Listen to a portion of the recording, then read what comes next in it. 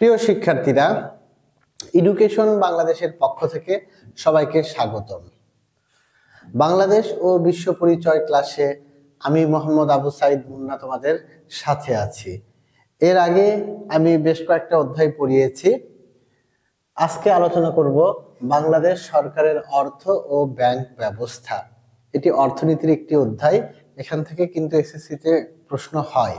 হ্যাঁ, এই যে সরকারের অর্থ ব্যবস্থা সম্পর্কেও হয় এবং ব্যাংক থেকেও হয়। এই দুইটা জায়গায় কিন্তু খুবই গুরুত্বপূর্ণ। প্রথম আমরা একটা ছোট প্রশ্ন পড়ে শুরু করব অধ্যায়টা। সেটি হচ্ছে বাংলাদেশ সরকারের অর্থ ব্যবস্থা বলতে কি বোঝায়? অর্থ ব্যবস্থা বলতে কি বোঝায়? দেখো, সাধারণত অর্থ ব্যবস্থা হলো সরকারের আয় এবং ব্যয় সংক্রান্ত নীতি ও পদ্ধতি। তাহলে সরকারি অর্থ ব্যবস্থা কি? সরকারি অর্থ ব্যবস্থা হলো সরকারের আয় এবং ব্যয় সংক্রান্ত নীতি ও পদ্ধতি। এই অধ্যায়টাই মূলত শুরুর অংশটা সরকারের আয় সম্পর্কে এবং ব্যয় সম্পর্কে, সেই জায়গাগুলো সম্পর্কে আমরা পড়ব। তাহলে চলে আসো বাংলাদেশ সরকারের আয়ের উৎস। শুরুতে আমরা পড়ব বাংলাদেশ সরকারের আয়ের উৎস নিয়ে। আয়ের বেলায় বলবো উৎস এবং ব্যয়ের বেলায় বলবো হচ্ছে খাত। তাহলে বাংলাদেশ সরকারের আয়ের উৎসগুলোকে আমরা দুইটি ভাগে ভাগ করব। কয়টি ভাগে ভাগ করব? দুইটি ভাগে। একটা হচ্ছে কর রাজস্ব আর একটি হচ্ছে কর বহির্ভূত রাজস্ব। একটি কর রাজস্ব আর একটি কর বহির্ভূত রাজস্ব। কর রাজস্ব কি? কর রাজস্ব সাধারণত নেওয়া হয়ে থাকে দেশের মধ্যে যে জনগণ তাদের উপর থেকে, ব্যবসা বাণিজ্য এগুলোর উপর থেকে এবং শিল্প কলকারখানার উপর থেকে। তাহলে কর রাজস্ব কাকে বলছি আমরা? বাংলাদেশ সরকার ব্যবসা বাণিজ্যের উপর, শিল্প প্রতিষ্ঠানের উপর এবং জনগণের উপর থেকে যে কর ধার্য করে এটি হচ্ছে কর রাজস্ব। এই কর রাজস্বগুলো আমাদের বইয়ে বেশ কয়েকটা দেয়া আছে, আমরা সেগুলো নিয়ে এবার আলোচনা করব। একটি হচ্ছে বাণিজ্য শুল্ক। বাণিজ্যের দিক কয়টা? বাণিজ্যের দিক হচ্ছে দুইটি। একটি হচ্ছে আমদানি আর একটি রপ্তানি। এটাকে বাংলাদেশ সরকারের আয়ের একটা গুরুত্বপূর্ণ উৎস বলা হচ্ছে। এই আমদানি এবং রপ্তানির উপর থেকে বাংলাদেশ সরকার যে কর ধার্য করে এটি হচ্ছে বাণিজ্য শুল্ক। তারপর আবগারি শুল্ক, মোস্ট ইম্পর্টেন্ট একটা কোশ্চেন। আবগারি শুল্কটা কি জিনিস? দেশের অভ্যন্তরে উৎপাদিত ও ব্যবহৃত ক্ষতিকর দ্রব্যের উপর থেকে বাংলাদেশ সরকার যে করটা ধার্য করে এটি হচ্ছে আবগারি শুল্ক। এই আবগারি শুল্কটা সাধারণত সরকার নিয়ে থাকে এই যে ক্ষতিকর দ্রব্যের ভোগ হ্রাস করার জন্য। আবগারি শুল্কটা নিয়ে থাকে ক্ষতিকর দ্রব্যের ভোগটা যেন হ্রাস হয় এই উদ্দেশ্য নিয়ে। কি কি সেই দ্রব্যগুলো? এই যে চা, চিনি, তামাক, মদ, গাঁজা, বিভিন্ন ধরনের ক্ষতিকর যে দ্রব্যগুলো আছে এগুলোর উপর থেকে সরকার এই আবগারি শুল্কটা নিয়ে থাকে। তারপর আয় কর। আয় কর এটিও বাংলাদেশ সরকারের আয়ের একটি গুরুত্বপূর্ণ উৎস। সাধারণত দেশের মধ্যে বসবাসকৃত জনগণের যে ব্যক্তিগত আয়, এই ব্যক্তিগত আয়টা যদি একটা নির্দিষ্ট সীমার ঊর্ধ্বে চলে যায় তাহলে বাংলাদেশ সরকার প্রগতিশীল হারে যে কর ধার্য করে এটিকে আমরা আয়কর বলে থাকি। তারপর মূল্য সংযোজন কর, যেটাকে বলা হয় ভ্যালু অ্যাডেড ট্যাক্স, সংক্ষেপে ভ্যাট। দেশের ভিতরে উৎপাদিত ও ব্যবহৃত নির্দিষ্ট কিছু সেবা খাত আছে, এগুলোর উপর থেকে সাধারণত এই করটা ধার্য করা হয়। তারপর একটি আছে সম্পূরক শুল্ক। সম্পূরক শুল্ক কোনগুলো? এটাকে অতিরিক্ত কিছু কর বলা হচ্ছে। যেমন কোনো দ্রব্য আছে এগুলোর উপরে হয়তোবা সরকার বাণিজ্য শুল্ক নিয়েছে, হয়তোবা ভ্যাট নিয়েছে, হয়তোবা আবগারি শুল্ক ধার্য করেছে, এগুলোর পরও যে অতিরিক্ত করটা ধার্য করে সেটাকে বলা হয় সম্পূরক শুল্ক। এই সম্পূরক শুল্কগুলো সাধারণত ধার্য করা হয় বিলাসবহুল দ্রব্যের উপরে। এগুলো হচ্ছে কর রাজস্ব। হ্যাঁ, এছাড়াও ভূমি রাজস্ব আছে। এখান থেকে একটা কথা মনে রাখবে, বাংলাদেশ সরকার 25 বিঘা পর্যন্ত জমির খাজনা মওকুফ করেছে। এরপর রেজিস্ট্রেশন, যানবাহন কর, মাদক শুল্ক, বিদ্যুৎ শুল্ক, এগুলোকে আমরা বলবো কর রাজস্ব। প্রিয় শিক্ষার্থীরা, আমরা কর রাজস্ব কোনগুলো সেগুলো জেনে ফেললাম। এবার আমরা জানবো কর বহির্ভূত রাজস্ব। কর বহির্ভূত রাজস্ব কোনগুলো? বাংলাদেশ সরকার কিছু কিছু আর্থিক প্রতিষ্ঠান আছে, কিছু আর্থিক প্রতিষ্ঠান আছে, এগুলোর ওপর থেকে সুদ পায়, লভ্যাংশ পায়। আর্থিক প্রতিষ্ঠান কোনগুলো? ব্যাংক, বীমা, এগুলো থেকে। আর আর্থিক প্রতিষ্ঠান কোনগুলো? পার্ক, চিড়িয়াখানা ইত্যাদি, এগুলোর উপর থেকে বাংলাদেশ সরকার আয় করে, যেগুলোকে বিভিন্ন সুদ এবং মুনাফা বলা হয়ে থাকে, লভ্যাংশ বলা হয়ে থাকে। এইরকম বাংলাদেশ সরকার রেলওয়ে খাত থেকে আয় করে, ডাক বিভাগ থেকে আয় করে, বন বিভাগ থেকে আয় করে, টোল এবং লেভি থেকে আয় করে। টোল এবং লেভি কি? এটা একটা গুরুত্বপূর্ণ প্রশ্ন। টোল কি? টোল হচ্ছে নির্দিষ্ট কিছু খাত রয়েছে, যেমন কোনো রাস্তাঘাট হতে পারে, কোনো সেতু হতে পারে, ব্রিজ হতে পারে, কালভার্ট হতে পারে, হাট বাজার হতে পারে, এগুলোর উপর থেকে। যেমন পদ্মা সেতু, যেমন যমুনা সেতু, এগুলোর উপর দিয়ে তুমি যদি পার হও, গাড়ি নিয়ে যাও, তাহলে তোমাকে কিছু টোল দিতে হবে। এবং হাট বাজারের উপর থেকেও সাধারণত দেওয়া হয়। এগুলো বাংলাদেশ সরকারের আয়ের উৎস। প্রশ্ন হতে পারে লেভি কি? লেভি হচ্ছে বিশেষ বিশেষ সময়ে আরোপিত কর। বিশেষ বিশেষ সময়ে আরোপিত কর, যেমন পদ্মা সেতু নির্মাণের সময় সরকার কিছু কর নিয়েছিল, এগুলো বিশেষ বিশেষ সময়ে আরোপিত কর। এটা বাধ্যতামূলকও অনেক সময় করা হয়, বা বাধ্যতামূলক নাও করা হতে পারে। হ্যাঁ, যেমন সাপোজ আমি একটা এক্সাম্পল দিতে পারি, করোনার মধ্যে হয়তোবা সরকার জারি করতে পারতো যে সবার বেতনের কিছু অংশ কাটা হবে, বা যে যে পরিমাণ পারেন সহায়তা করেন, যেটা নিয়ে আমরা করোনার ভ্যাকসিন কিনবো, সাপোজ, যদি এরকম করা হয়নি, এগুলোকে আমরা বলতাম হচ্ছে লেভি। এরকম আরো কিছু উৎস আছে সরকারের আয়ের, যেমন যেটাকে বলা হয় হচ্ছে বাজেয়াপ্তকরণ, তাই না? সরকার অনেক সময় কি করে, কারো সম্পত্তি, অবৈধ কোনো সম্পত্তি বাজেয়াপ্ত করতে পারে, তারপরে দণ্ড দিতে পারে, যেগুলো থেকে বাংলাদেশ সরকার আয় করে থাকে। এই হচ্ছে আমাদের আয়ের উৎস। আয়ের উৎসগুলোকে আমরা দুইটা ভাগে ভাগ করলাম, একটা কর রাজস্ব, যেগুলো আমি প্রথমে বলেছি, আর এখন যেগুলো বললাম এগুলো হচ্ছে কর বহির্ভূত রাজস্ব। আমরা বাংলাদেশ সরকারকে যথেষ্ট আয় করে দিলাম। এবার সরকারের ব্যয়ের খাতগুলো দেখব, বাংলাদেশ সরকার কোন কোন খাতে ব্যয় করছে। বাংলাদেশ সরকারের ব্যয়ের যে প্রধান খাত, সেটি হচ্ছে প্রতিরক্ষা বিভাগ। এই প্রতিরক্ষা বিভাগে বাংলাদেশ সরকারকে প্রচুর পরিমাণে অর্থ ব্যয় করতে হয়। প্রতিরক্ষা খাত কোনগুলো? সেনাবাহিনী, বিমান বাহিনী, এই যে নৌবাহিনী, তাদের জন্য তাদের বেতন ভাতা, বিভিন্ন সুযোগ সুবিধা, যুদ্ধের অস্ত্র, এগুলো কেনার জন্য বাংলাদেশ সরকারকে প্রচুর পরিমাণে অর্থ ব্যয় করতে হয়। তাহলে প্রথমটা আমরা দেখলাম প্রতিরক্ষা। এছাড়াও রয়েছে বেসামরিক খাত, এর মধ্যে বিভিন্ন মন্ত্রণালয় আছে, বিভিন্ন মন্ত্রণালয়, তার বিভাগ সমূহের কত অফিস, কত কর্মচারী, তাদের বেতন ভাতা, বিভিন্ন সুযোগ সুবিধা দিতে হয়। এখানেও বাংলাদেশ সরকারকে প্রচুর পরিমাণে অর্থ ব্যয় করতে হয়। বাংলাদেশ সরকারের ব্যয়ের একটি গুরুত্বপূর্ণ খাত হচ্ছে শিক্ষা। এই শিক্ষা খাতে বাংলাদেশ সরকারকে ব্যয় করতে হচ্ছে কত স্কুল, কত কলেজ, মাদ্রাসা, বিশ্ববিদ্যালয়, এগুলো প্রতিষ্ঠা করা, বিনামূল্যে বই দেয়া, টিচার্সদের বেতন দেয়া সহ শিক্ষামূলক বিভিন্ন কার্যক্রমের আয়োজন, প্রশিক্ষণ, এগুলোতে বাংলাদেশ সরকারকে প্রচুর পরিমাণে অর্থ ব্যয় করতে হচ্ছে। এমন আমরা বলতে পারি স্বাস্থ্য খাতে ব্যয় হচ্ছে, এমন আমরা বলতে পারি মৎস্য ও পশুপালন বিভাগে ব্যয় হচ্ছে, তারপরে আইন শৃঙ্খলা রক্ষাকারী বাহিনীর পিছনে ব্যয় হচ্ছে, তাদের অস্ত্র, তাদের বেতন ভাতা, নানান সুযোগ সুবিধা, বর্ডার গার্ড অফ বাংলাদেশ যারা আছে, আমাদের সীমান্ত রক্ষার দায়িত্বে যারা আছে, কারাগারে যারা আছে, বিচার বিভাগে, এই প্রত্যেকটা ক্ষেত্রে কিন্তু বাংলাদেশ সরকারকে প্রচুর পরিমাণে ব্যয় করতে হচ্ছে। এরপরে বৈদেশিক বিষয়াবলী আছে, আমাদের দেশের অনেক অফিসিয়াল কর্মকর্তাদের বাইরের দেশে ভ্রমণ করতে হয় বিভিন্ন কাজে, বাইরের দেশের সাথে আমাদের সম্পর্ক স্থাপন, বৈদেশিক বাণিজ্য করা, এগুলোর ক্ষেত্রে আমাদের প্রচুর পরিমাণে অর্থ ব্যয় করতে হয়। এমন সমাজ কল্যাণ বিভাগ আছে, যেখানেও সরকারকে ব্যয় করতে হচ্ছে।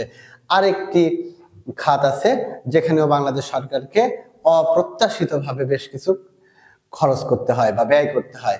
ওই পয়েন্টের নামই আমরা বলবো হচ্ছে অপ্রত্যাশিত খাত। এই অপ্রত্যাশিত ভাবেও আমাদের প্রত্যেক বছর ব্যয় করতে হয়। বিভিন্ন প্রাকৃতিক দুর্যোগ, বিভিন্ন রোগ, যেটার ভ্যাকসিন আনা, ইটিসি, এই ক্ষেত্রগুলো কিন্তু বাংলাদেশকে প্রচুর পরিমাণে অর্থ ব্যয় করতে হচ্ছে। প্রিয় শিক্ষার্থীরা, আমরা শুরুতেই বলেছিলাম বাংলাদেশ সরকারের অর্থ, এই অর্থ ব্যবস্থা কিন্তু আমি অলরেডি শেষ করে ফেলছি। অর্থ ব্যবস্থার মধ্যে আমাদের আলোচ্য টপিকটাই হচ্ছে এরকম যে বাংলাদেশ সরকারের আয়ের উৎস, যেটাকে আমরা দুই ভাগে ভাগ করেছিলাম, একটা কর রাজস্ব আর একটি হচ্ছে কর বহির্ভূত রাজস্ব, এইটুকু। আর একটা হচ্ছে ব্যয়ের খাত, যেগুলো তো আমি বলেই দিলাম, প্রতিরক্ষা, বেসামরিক শিক্ষা, এগুলোকে বলছি আমরা ব্যয়ের খাত। এই হচ্ছে আমাদের এই চ্যাপ্টারের প্রথম অংশ। এবার আমরা পড়ব হচ্ছে ব্যাংক ব্যবস্থা। প্রথম যে প্রশ্নটা সেটি হচ্ছে আমাদের ব্যাংক। ব্যাংক আমরা কাকে বলবো বা ব্যাংক কি? আমাদের প্রত্যেকের ব্যাংক সম্পর্কে কিন্তু যথেষ্ট ধারণা আছে। ব্যাংক কি? ব্যাংক হচ্ছে জনগণের অর্থ গচ্ছিত রাখার, শুধু গচ্ছিত না, নিরাপদে গচ্ছিত রাখার একটা স্থান। ব্যাংক কি করে? জনগণের অর্থ নিরাপদে গচ্ছিত রাখে এবং জনগণকে বিভিন্ন মেয়াদে ঋণ প্রদান করে। এই অর্থ গচ্ছিত রাখার এবং ঋণ প্রদান করার এই প্রতিষ্ঠানকেই আমরা বলছি ব্যাংক। ব্যাংক কিসের উপরে ভিত্তি করে টিকে থাকে? ব্যাংক মুনাফার উপর ভিত্তি করে টিকে থাকে। কিভাবে মুনাফার উপরে ভিত্তি করে টিকে থাকে? ব্যাংক জনগণের অর্থ গচ্ছিত রাখছে, এজন্য জনগণকে কিছু পরিমাণে সুদ প্রদান করে এবং ওই অর্থ থেকে কিছু পরিমাণ অর্থ জনগণের মধ্যে আবার ঋণ হিসেবে প্রদান করে, যাদের থেকে একটু বেশি পরিমাণে সুদ নিয়ে থাকে। এই যে সুদ দিচ্ছে এবং নিচ্ছে, এই দুইটার পার্থক্যটাই হচ্ছে ব্যাংকের মুনাফা। আর এই মুনাফার উপরে ভিত্তি করেই ব্যাংক টিকে থাকে। মনে করো, তোমাকে আমি একটা ছোট্ট এক্সাম্পল দিয়ে থাকি। তুমি আমার কাছে 1000 টাকা গচ্ছিত রেখেছ, এজন্য তোমাকে আমি প্রতি মাসে 8 টাকা করে দিয়ে থাকি। হ্যাঁ, আর এই 1000 টাকাটাকেই আমি আরেকজনকে আমি ধার হিসেবে দিলাম, তার কাছে থেকে প্রতি মাসে এই টাকার জন্য আমি 10 টাকা করে নিচ্ছি। তাহলে তার কাছে থেকে নিচ্ছি আমি প্রতি মাসে 10 টাকা, আর এখান থেকে 8 টাকা আমি তোমাকে দিয়ে দিচ্ছি। মাঝখান থেকে যে পার্থক্য 2 টাকা, এটা আমার লাভ, এটা আমার মুনাফা। ঠিক এভাবেই ব্যাংক উপার্জন করছে, ঋণ দিচ্ছে, ঋণ নিচ্ছে, আর সুদ, এখান থেকে সুদের যে পার্থক্যটা হচ্ছে এটা ব্যাংকের মুনাফা। আর ব্যাংক এটির উপরে ভিত্তি করেই টিকে থাকে। আর এই ঋণ দেওয়া নেওয়া ব্যাংকের কাজ বলেই ব্যাংকে ঋণের কারবারি বলা হয়। তাহলে আমরা ব্যাংক সম্পর্কে জানলাম। এবার ব্যাংককে আমরা 3 ভাগে ভাগ করব। একটি হচ্ছে বাণিজ্যিক ব্যাংক, একটি হচ্ছে কেন্দ্রীয় ব্যাংক, আর একটা হচ্ছে বিশেষ আর্থিক প্রতিষ্ঠান। আমরা প্রত্যেকটার ডিটেলস পড়ব। প্রথমে আমরা পড়ব বাণিজ্যিক ব্যাংক সম্পর্কে। দেখো, আমাদের আশেপাশে যে ব্যাংকগুলো দেখি, এগুলো হচ্ছে বাণিজ্যিক ব্যাংক। বিভিন্ন bank, Dutch Bangla bank, Asia bank, one bank, AB bank, অনেক ধরনের যে ব্যাংকগুলো দেখছি, এগুলো প্রত্যেকটাই বাণিজ্যিক ব্যাংক। বাণিজ্যিক ব্যাংকের প্রথম যে কাজটা সেটা হচ্ছে জনগণের অর্থ নিরাপদে গচ্ছিত রাখে। ব্যাংকের প্রথম কাজ কি তাহলে? আমানত গ্রহণ করা। ব্যাংক জনগণের কাছ থেকে কয় ধরনের আমানত গ্রহণ করে? 3 ধরনের আমানত গ্রহণ করে। একটি হচ্ছে চলতি আমানত, একটি হচ্ছে সঞ্চয়ী আমানত, আরেকটি হচ্ছে স্থায়ী আমানত। চলতি আমানত কোনটা? চলতি আমানত হচ্ছে এমনটা যেটা আমরা যে কোনো সময় জমা রাখতে পারি এবং এই অর্থটা যে কোনো সময় আমরা উত্তোলন করতে পারি। এই যে কোনো সময় উত্তোলন করা যাচ্ছে, যে এই কারণটার জন্য কিন্তু ব্যাংক এই চলতি আমানতের জন্য গ্রাহককে কোনো প্রকার সুদ প্রদান করে না। তাহলে চলতি আমানত কোনটা? এই জমা রাখা অর্থটা গ্রাহক বা জনগণ যে কোনো সময় উত্তোলন করতে পারে, আর ব্যাংক এটার জন্য আমাদের কোনো সুদ প্রদান করে না। সঞ্চয়ী আমানত কোনটা? সঞ্চয়ী আমানত হচ্ছে যে অর্থটা বা যে আমানতটা গ্রাহক সপ্তাহে বা মাসে 2-3 বার উত্তোলন করতে পারে, এর বেশি পারবে না। হ্যাঁ, এটাকে বলা হচ্ছে সঞ্চয়ী আমানত। আর এটার জন্য ব্যাংক খুব অল্প পরিমাণে সুদ প্রদান করে। আর ব্যাংক উচ্চ হারে সুদ প্রদান করে হচ্ছে স্থায়ী আমানতের জন্য। এই স্থায়ী আমানত হচ্ছে একটা নির্দিষ্ট মেয়াদ উত্তীর্ণ হওয়ার আগ পর্যন্ত গ্রাহক তার রাখা অর্থটা উত্তোলন করতে পারবে না। এটার জন্য ব্যাংক গ্রাহককে উচ্চ হারে সুদ প্রদান করে থাকে। তা আমরা কিন্তু উত্তরে এই কথাগুলো লিখব বাণিজ্যিক ব্যাংকের কার্যাবলীর বেলায়। তাহলে এইটুকু আমরা বুঝলাম আমানত রাখার ব্যাপারে। এবার জনগণের এই গচ্ছিত অর্থটা ব্যাংক কি করে? জনগণের কাছে, জনগণ বলতে কিন্তু সবাইকে না, যারা শিল্পপতি, ব্যবসায়ী, উদ্যোক্তা তাদেরকেই বিভিন্ন মেয়াদে ঋণ প্রদান করে থাকে। আর এই ঋণ প্রদান করার ক্ষেত্রে ব্যাংক একটা পলিসি গ্রহণ করে, সেইটা হচ্ছে উইদাউট এনি সিকিউরিটি ব্যাংক কিন্তু আমাদেরকে ঋণ প্রদান করবে না। অর্থাৎ যে গ্রাহকটা ঋণ নিবে তার একটা মূল্যবান সম্পত্তির কোনো ডকুমেন্ট ব্যাংক জমা রেখেই কিন্তু বিভিন্ন মেয়াদে ঋণ প্রদান করে। তাহলে আমরা বাণিজ্যিক ব্যাংকের দুইটা কাজ সম্পর্কে জানলাম। এছাড়াও ব্যাংক আরো কিছু কাজ করে থাকে, চেক প্রদান করে, হুন্ডি, ভ্রমণ বিল, হ্যাঁ, বিভিন্ন ধরনের কাজ কিন্তু ব্যাংক করে থাকে। বাণিজ্যিক ব্যাংকের আরেকটি কাজ হচ্ছে বাট্টা ধার্য বিনিময় বিল ভাঙিয়ে দেয়া। বাট্টা ধার্য বিনিময় বিল ভাঙিয়ে দেওয়া, এটা কি জিনিস?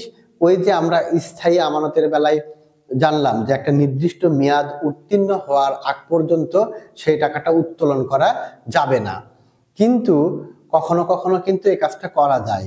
হ্যাঁ, যে আমি 5 বছরের জন্য রেখেছি, কিন্তু সেই মেয়াদটা উত্তীর্ণ হওয়ার আগেই আমার টাকাটা প্রয়োজন হলো, এমন সময় ব্যাংক কি করবে?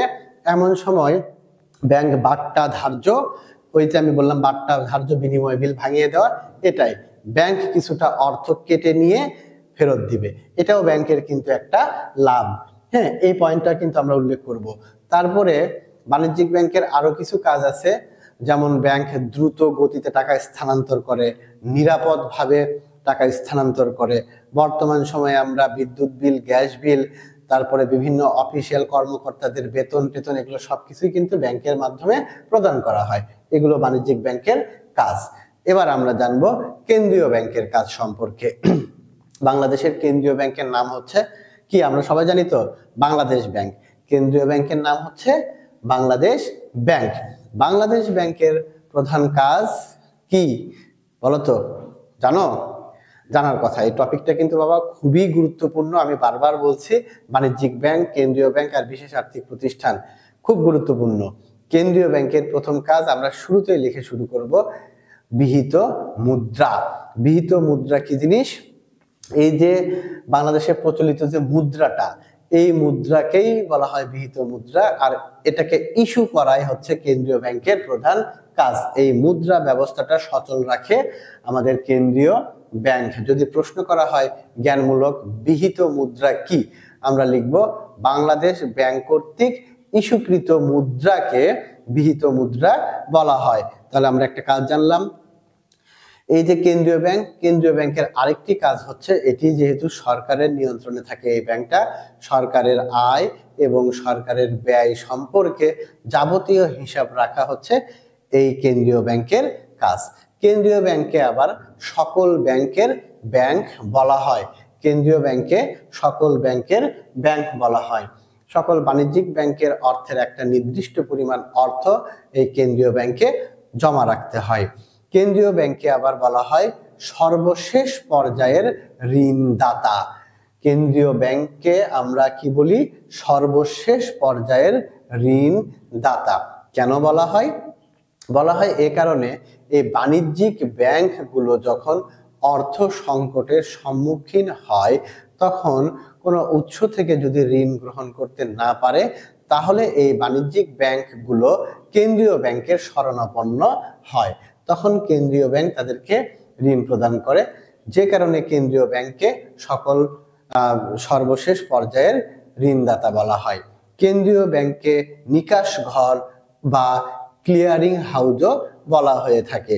এই কেন্দ্রীয় ব্যাংক বিশ্ব ব্যাংকের প্রতিনিধি হিসেবে কাজ করে। তারপরে মুদ্রাস্ফীতি যেন না ঘটে সেদিকেও কি করে? নজর রাখে। এগুলো হচ্ছে কেন্দ্রীয় ব্যাংকের কাজ। তাহলে কেন্দ্রীয় ব্যাংক সম্পর্কে আমরা জানলাম, আমরা বাণিজ্যিক ব্যাংক সম্পর্কে জানলাম। এবার আমরা জানবো হচ্ছে বিশেষ আর্থিক প্রতিষ্ঠান সম্পর্কে। বিশেষ আর্থিক প্রতিষ্ঠান কোনগুলো? যেগুলো বাংলাদেশে বিশেষ বিশেষ লক্ষ্য নিয়ে প্রতিষ্ঠিত হয়েছে, সেগুলোকে বলা হয় বিশেষ আর্থিক প্রতিষ্ঠান। যেমন বাংলাদেশ কৃষি ব্যাংক, রাজশাহী কৃষি উন্নয়ন ব্যাংক, সমবায় ব্যাংক, এ ধরনের ব্যাংকগুলোকে গ্রামীণ ব্যাংক, এই ব্যাংকগুলোকে আমরা বিশেষ আর্থিক প্রতিষ্ঠান বলে থাকি। বাংলাদেশ ব্যাংক স্বাধীনতা অর্জনের পর বাংলাদেশে প্রতিষ্ঠিত হয়েছে। এরা বিশেষ বিশেষ লক্ষ্য নিয়ে বাংলাদেশে কাজ করছে, বিশেষ করে কৃষকদেরকে নিয়ে কৃষি খাতের অবদান রাখছে তারা। কখনো গরু ছাগল কিনে দেওয়ার জন্য, বীজ, কীটনাশক ইটিসি, পশুপালনের জন্য, মৎস্য চাষের জন্য, হাঁস মুরগি পালনের জন্য, গবাদি পশুর জন্য, বিভিন্ন কিছু ক্রয়ের জন্য কিন্তু কৃষকদেরকে বিভিন্ন মেয়াদে, ছোট ছোট মেয়াদে ঋণ প্রদান করে থাকে এই ব্যাংকগুলো। তবে শুধুমাত্র বাংলাদেশ কৃষি ব্যাংকই না, বর্তমানে সোনালী ব্যাংক, অগ্রণী ব্যাংক, জনতা ব্যাংক, এই যে ব্যাংকগুলো আছে এরাও কিন্তু কৃষকদেরকে ছোট ছোট মেয়াদে এবং অল্প পরিমাণ অর্থ ঋণ প্রদান করে থাকে। তবে এখান থেকে গুরুত্বপূর্ণ একটা প্রশ্ন এবারের এসএসসি পরীক্ষার জন্য, যেটা সবচেয়ে গুরুত্বপূর্ণ জায়গা, সেটা হচ্ছে গ্রামীণ ব্যাংক।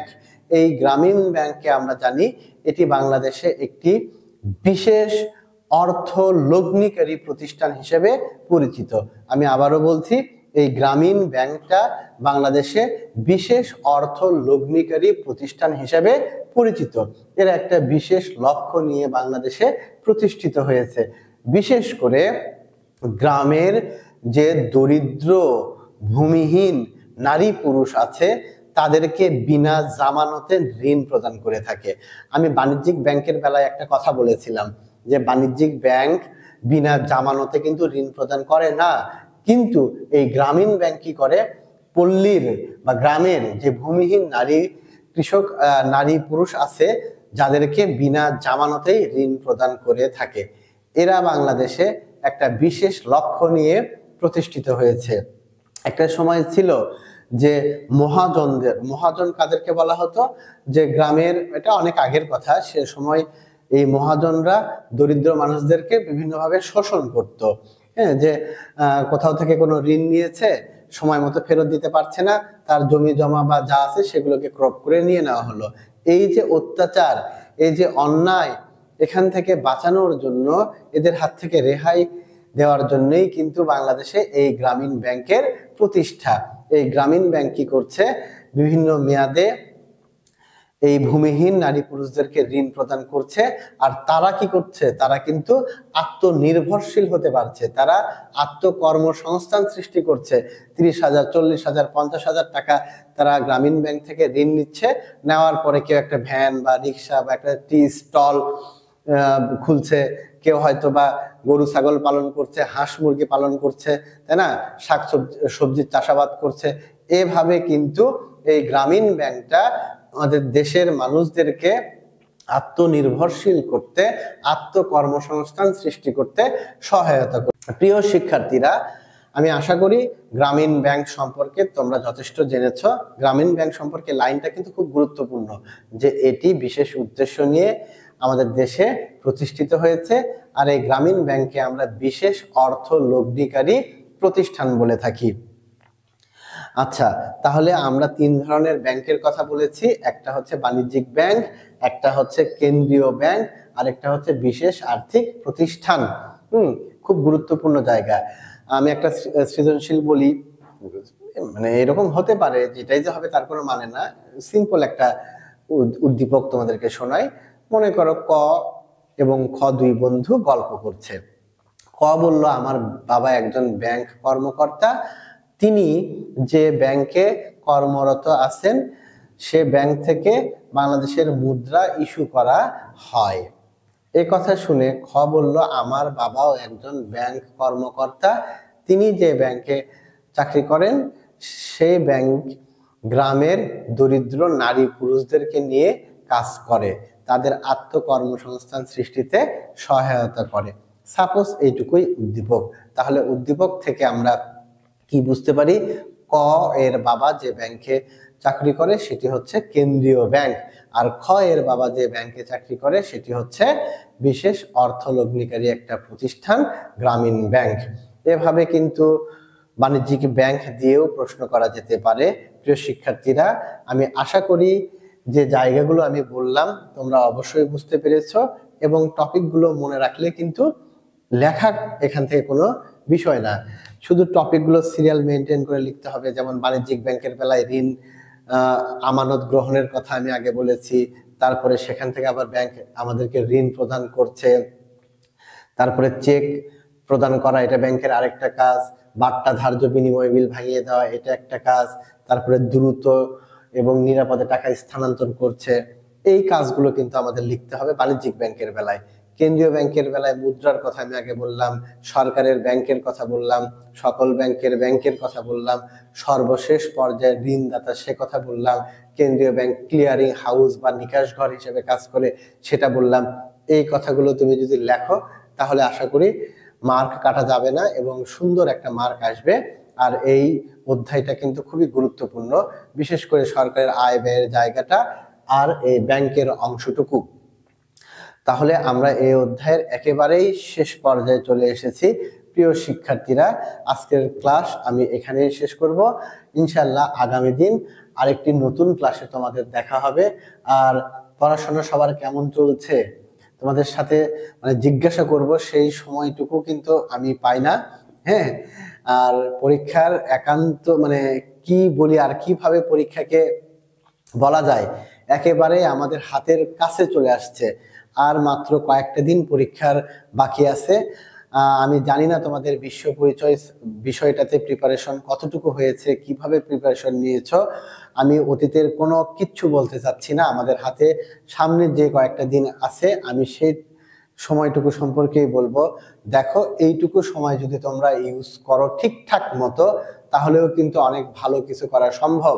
আমি অতীতে 2টা বছর কিভাবে কাটিয়েছি সেইটা নিয়ে এখন আর মাথা ব্যথার কোনো দরকার নাই, ওইটা ভাবার কোনো দরকার নেই। আমার হাতে যে এখন 2টা মাস সময় আছে, এইটাকে আমি কিভাবে প্রপার ইউজ করব সেদিকে ফোকাস করো। কোন জায়গাগুলোতে তোমার সমস্যা আছে, কোন বিষয়গুলোতে সমস্যা আছে, সে জায়গাগুলো নিয়ে এখন কাজ করো।